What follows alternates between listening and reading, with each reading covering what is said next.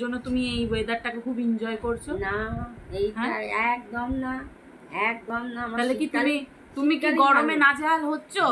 আবার তো নেক্সট দুদিন বলছে যে আরো টেম্পারেচার বাড়বে, তুমি কি করবে? কি করব? কি আর করব বল?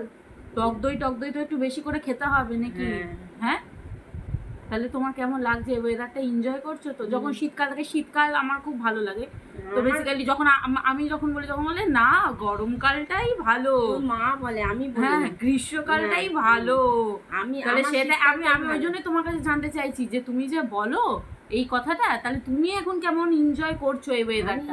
বাড়ি থেকে বেরোনোর বেলায় তো এই কাজটা তুই করে দে, কাজটা বেরোনোর বেলা তো নারী থেকে বলার বেলা বলে দেবে যে গরমকাল আমার খুব ভালো লাগে। গরমকালে একটুও ভালো না, একটুও ভালো না, একটু ভালো না। তাহলে তুমি সবাইকে কিছু একটু টিপস দিয়ে দাও যে এই গরমকালে নিজের শরীরটাকে কিভাবে হাইড্রেটেড রাখবে, কিভাবে ভালো রাখবে। ঠান্ডা খেতে হবে, গ্লুকন্ডি খেতে হবে, টক দই খেতে হবে।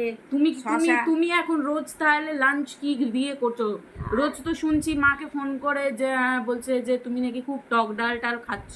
টক ডাল খেতে হবে, আমের টক খেতে হবে, তবে শরীর ঠান্ডা থাকবে, তাই তো? তাহলে সবাইকে বলো happy summer. Happy summer. Tata tata. Tata tata.